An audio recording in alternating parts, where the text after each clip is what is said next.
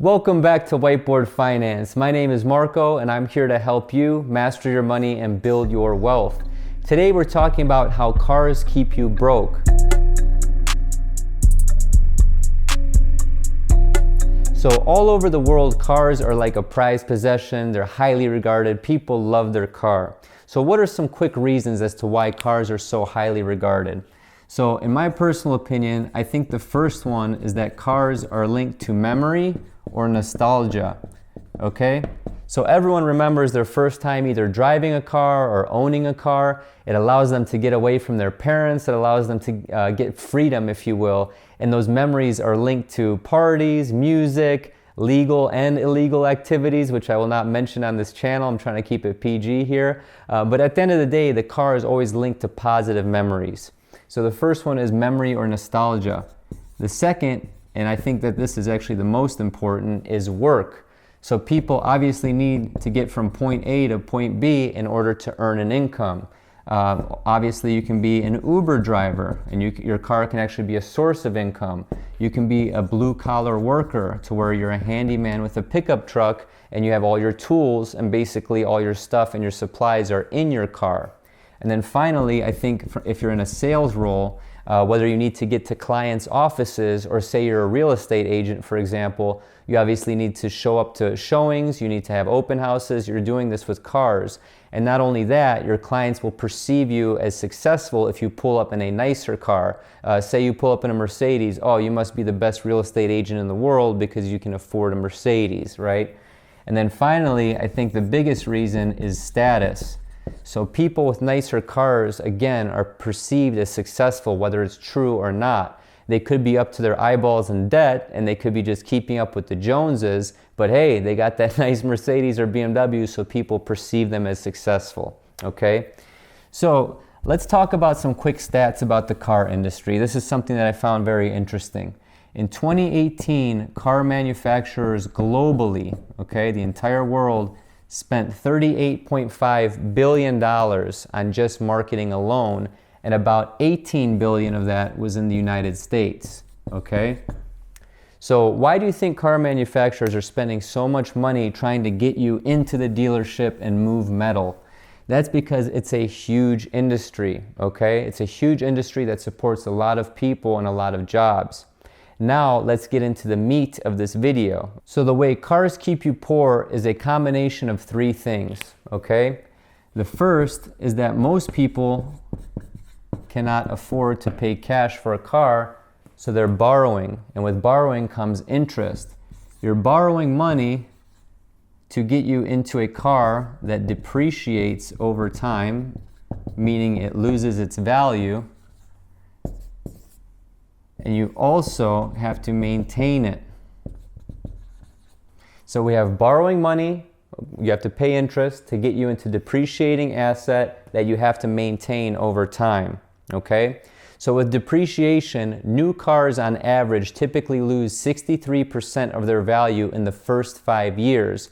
And not only that, brand new cars, the second you drive them off the lot, they typically lose 10% on average of their value, okay? So for easy numbers, if you have a $20,000 car, the second you turn the key and leave the lot, that car is now worth 18 grand. You just lost $2,000 like that.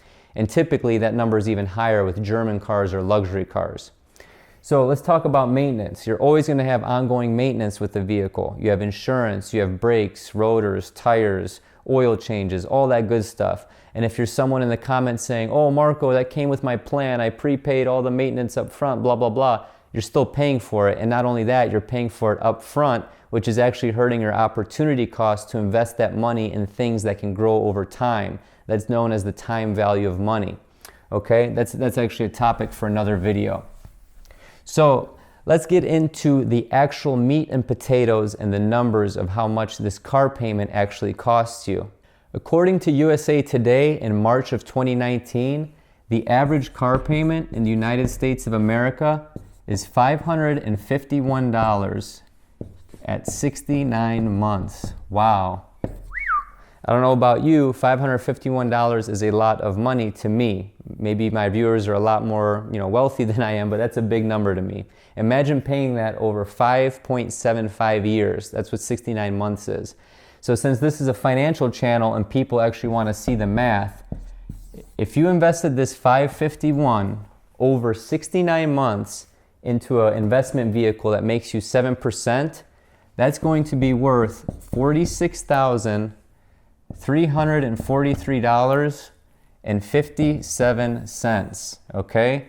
With you contributing roughly $38,000 and you making $8,324 in interest alone over these 69 months. So is it worth it, you guys? Is financing that car worth you making almost $50,000 in about 6 years? I don't know about you, but that's a lot of money to me. So what a lot of people do is they pay for cars with cash and they take the difference that they would have had in a car payment, they invest it, and when they need a new car in about 5 or 6 years, guess what they do? They sell the car that they currently own and they go pay cash for a brand new car. Or you can choose to do whatever you want with this money.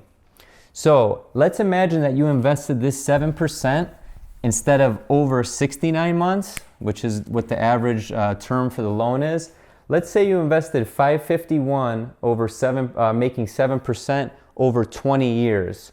So after 20 years, do you know how much this money turns into? It turns into $279,652, okay? With you contributing roughly $132 and making $147,000 just in the compound interest alone by doing absolutely nothing and just sitting on it. Now, is 7% guaranteed? Absolutely not. However, the stock market over decades has averaged 7 to 10%. Yes, there's some ups, yes, there's some downs, but over the course of 20 years, you're going to end up somewhere right around 7%. So I hope this video was eye-opening and enlightening, that you can see that if you just delay gratification for a little bit and you invest the difference, this is what you'll come out with at the end over 20 years. If you want to invest over 5.5 years, 5.75 years, you're still making 46 grand, assuming 7% interest. So if this video was powerful and you actually see the numbers, how they work, share this video with one friend. I put a lot of effort into these videos. Some guy, last time when I said that in my other video, he said you sound like a car salesman. So if I discount this video by $500, will you subscribe today?